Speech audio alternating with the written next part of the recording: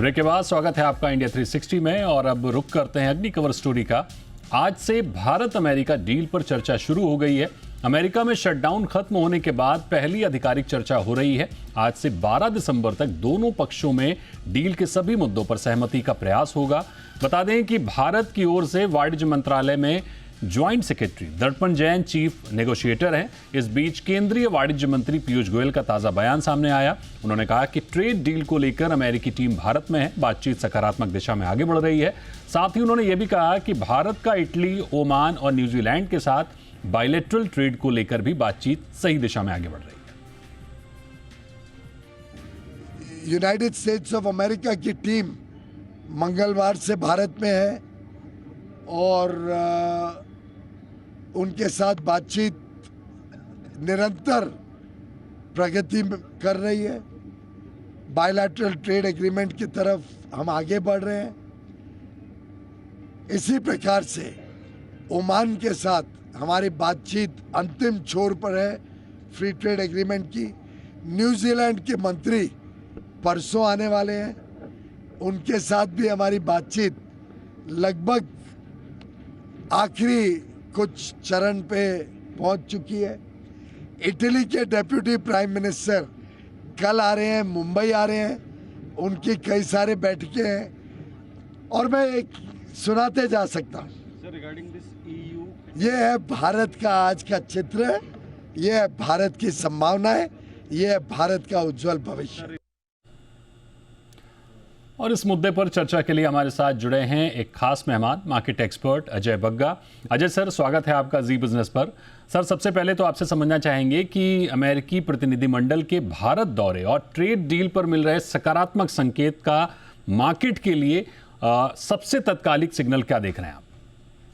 देखिए दीपक जी, क्या हुआ है कि अप्रैल में जब जेडी वैंस ने कहा था कि फ्रेमवर्क तय हो गया है और लगभग पॉलिसी अभी बन रही है, हमारा बीटीएस साइन हो जाएगा सितंबर तक, तब से मार्केट आशा में बैठे हैं कि ये ट्रेड एक डील होगी अमेरिका और भारत के बीच में कुछ उलझने आई हैं और अभी भी मार्केट में मायूसी है थोड़ी कि भारत, जिसके इतने अच्छे दोस्ताना संबंध थे अमेरिका के साथ, भारत को सिंगल आउट किया गया 25% एक्स्ट्रा प्यूनिटिव मेजर्स पे और 25% टैरिफ पे, जबकि भारत के जो पड़ोसी देश हैं उन पे 18-19% का टैरिफ लगाया गया। यहाँ तक कि चीन पे भी भारत से कम टैरिफ लगाया गया। तो ओवरऑल उम्मीद है, मार्केट में हौसला भी है, उम्मीद भी है कि कुछ निष्कर्ष निकल के आएगा। ये पॉजिटिव है कि अगस्त में जब ट्रंप ने कैंसिल कर दिया था उनके ट्रेड डेलीगेशन का विजिट भारत में, अब ये लोग आए हैं और काफी सीनियर लेवल के अधिकारी हैं जो उनके ट्रेड रिप्रेजेंटेटिव हैं, उनके डेप्यूटी खुद आए हैं, तो काफी सीनियर लोग हैं। और यूएस सेनेट के सामने भी जो उनके ट्रेड रिप्रेजेंटेटिव हैं, जिनको आप कह सकते हैं वित्त मंत्री हैं उनके या वाणिज्य मंत्री हैं, उन्होंने ये कहा कि मुश्किलात हैं जरूर भारत के साथ, बट भारत काफी आगे बढ़ के हमारे लिए हाथ मिलाने को तैयार हो रहा है। तो काफी उम्मीद की किरण उससे जगी। ठीक बात है सर। अगर ट्रेड डील आगे बढ़ती है तो क्या आप एफपीआईज इनफ्लो में तेजी और डॉलर के मुकाबले रुपए में मजबूती की उम्मीद कर रहे हैं? एफपीआईज का थोड़ा और इशू है। दो बड़े कारण हैं एफपीआई के। एक तो है कि काफी प्रोमोटर सेलिंग हो रही है एफपीआईज के द्वारा ही। तो जो फंड्स पैसा लेके बैठे थे भारत में निवेशित थे, प्राइमरी मार्केट बिल्कुल आग लगी हुई है वहां पे। तो बहुत सारा ओएफएस और प्राइमरी आईपीओ निकलते जा रहे हैं, वो मुश्किलात पेश कर रहे हैं एफपीआई फ्लो को टर्न करने में। दूसरा, हमारा रुपया जो कमजोर है, तो अगर ये करार हो जाता है जरूर सेंटिमेंटली पॉजिटिव रहेगा रुपए के लिए। और ट्रंप भी यही चाहते हैं कि थोड़ा डॉलर वीक हो, और जिस तरह से रुपया गिरा है हमारे एक्सपोर्ट्स को वो मजबूती प्रदान जरूर कर रहा है। 5% हमारे एक्सपोर्ट ज़्यादा कम हो गए कीमत में। तो ओवरऑल यही उम्मीद है कि इससे जरूर सेंटिमेंटली पॉजिटिव रहना चाहिए अगर करार हो जाता है अमेरिका के साथ। ठीक है सर, इस संभावित डील से भारतीय आईटी, फार्मा, मैन्युफैक्चरिंग, ईवी या फिर डिफेंस सेक्टर्स पर क्या आप असर देख रहे हैं? देखिए, सबसे इमीडिएट जो बेनिफिशियरी है वो है textile, gems jewellery, leather goods, auto ancillary, इन सबको स्ट्रेट फायदा आता है। फार्मा अभी तक दायरे से बाहर रहा है, तो एक राहत की सांस जरूर फार्मा के लिए भी आएगी कि चलिए अभी यहाँ से बढ़ोतरी नहीं होगी। आईटी के लिए भी एक राहत की सांस आएगी कि आईटी सर्विसेज को वो इस पलड़े में नहीं लेके आएंगे। तो बट ओवरऑल जो हमें लग रहा है कि जो स्ट्रेट एक्सपोर्टर्स हैं अमेरिका के अंदर, सबसे बड़ा टेक्सटाइल का तबका है, जेम्स ज्वेलरी का तबका है, और साथ में लेदर गुड्स हो गए, बेसिक केमिकल्स हो गए, इलेक्ट्रिक मशीनरी हो गई, ऑटो एंसिलरी हो गए। इनको स्ट्रेट दीपक जी फायदा होगा, और सेकंड ऑर्डर फार्मा और आईटी में एक राहत की सांस आएगी। ठीक है सर, लेकिन जियो पॉलिटिकल टेंशन है, चीन सप्लाई चेन शिफ्ट को देखते हुए भारत इस समय कितनी मजबूत नेगोशिएटिंग पोजीशन में दिख रहा है आपको? भारत की पोजीशन ज्यादा मजबूत नहीं है, और चीन अगर देखें $1 ट्रिलियन उसका ट्रेड सरप्लस हो गया, तो चीन के एक्सपोर्ट्स एक्चुअली 5.9% बढ़ गए साल दर साल। क्या हो रहा है, अमेरिका को उसके एक्सपोर्ट जरूर घटे, but south east Asia, Africa, Europe, यहाँ उसके एक्सपोर्ट्स बड़ी तेजी से बढ़ रहे हैं। साउथ ईस्ट एशिया में 8% चीन के एक्सपोर्ट बढ़ गए।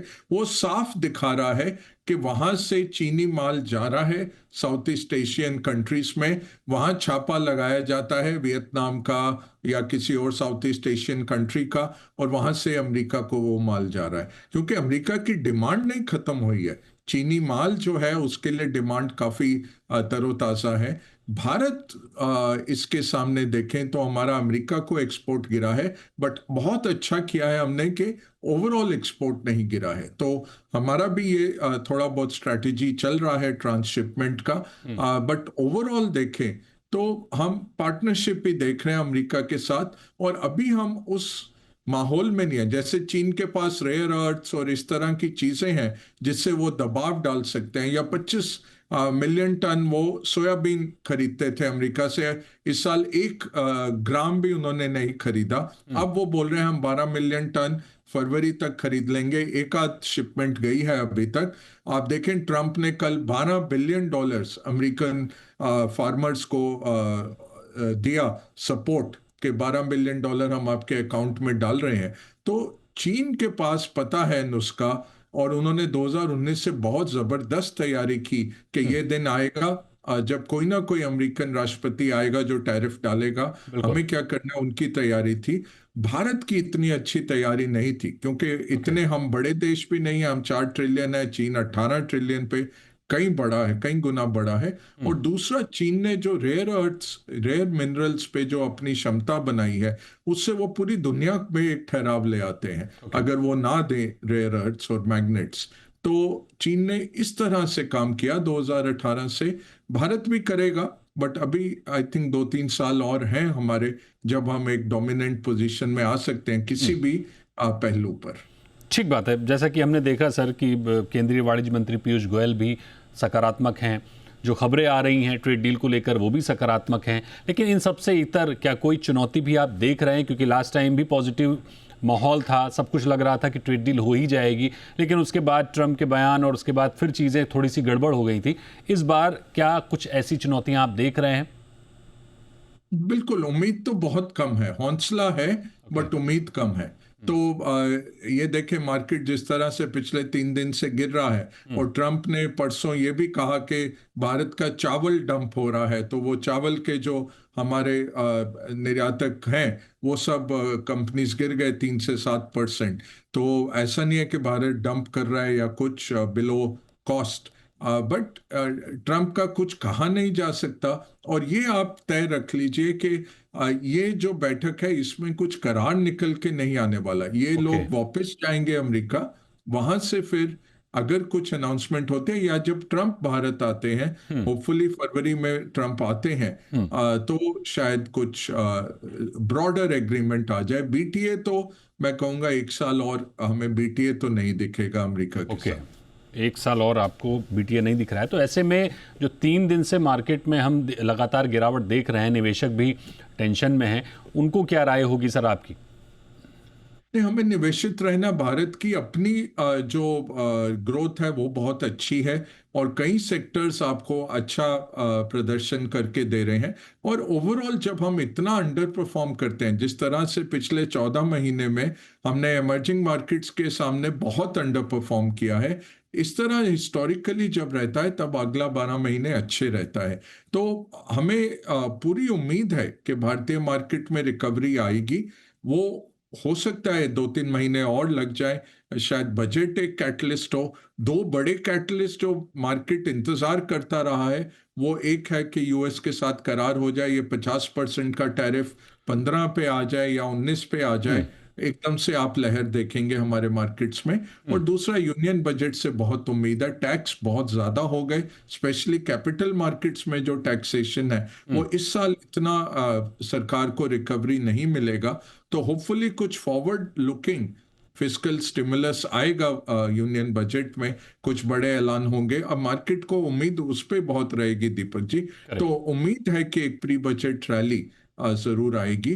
बट ओवरऑल आप मीडियम टर्म में देखें तो भारतीय बाजार बहुत अच्छे हैं, लॉन्ग टर्म तो है ही। और भारत एक मेगा ट्रेंड है, उस वो सोच के हमें डिसिप्लिन मैनर में करते रहना है निवेश। अभी लार्ज कैप बेटर लग रहे हैं मिड और स्मॉल कैप से, बट आपका 10 साल का नजरिया है तो मिड और स्मॉल भी खरीद सकते हैं।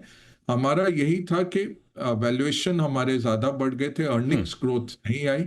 पिछले साल 6 महीने हमारे लूज हो गए नेशनल इलेक्शंस के कारण। पहले सारा जो कैंपेनिंग चला और उसके बाद नई सरकार आई, और जब तक खर्चे शुरू हुए, बजट आई, अंतरिम बजट आई, फाइनल बजट आई, सितंबर तक हमारा, मार्च से नवंबर हमारा, मार्च से सितंबर टाइम पिछले साल खराब हो गया। बिल्कुल। अब कैचअप मोड में है भारतीय इकोनॉमी, तो घबराना नहीं, निवेशित रहना है। बिल्कुल निवेशित रहना है। लॉन्ग टर्म में फंडामेंटल स्ट्रांग है, लेकिन मौजूदा स्थिति जो ट्रेड डील को लेकर है, लोगों में पॉजिटिविटी है, केंद्रीय मंत्री ने भी पॉजिटिविटी दिखाई है, लेकिन फाइनली क्या निकल कर आएगा वो अगले 1-2 दिनों में पता चल जाएगा। बहरहाल बहुत शुक्रिया करेंगे अजय सर आपका हमारे साथ जुड़ने के लिए, हमारे दर्शकों को सटीक और स्ट्रेटजीज बताने के लिए। Thank you so much sir.